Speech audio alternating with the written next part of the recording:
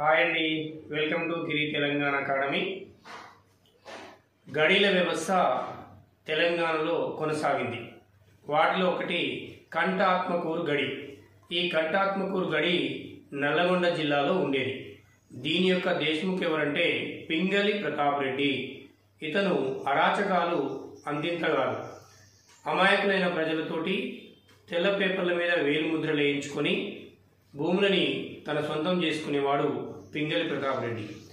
ఇలా ఇతని దగ్గర ఉన్నటువంటి ఈ తెల్ల పేపర్ల మీద రైతుల చేత సంతకాలు చేయించుకునేటటువంటి గుమస్తా ఎవరంటే వడ్ల పెద్దన్న.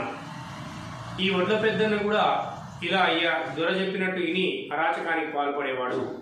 ఇతను ఇంటిలో దొంగతనం చేసిందనేటటువంటి ఒక నేరం మోపి శిక్షించబడినటువంటి వ్యక్తి దానమల్లు.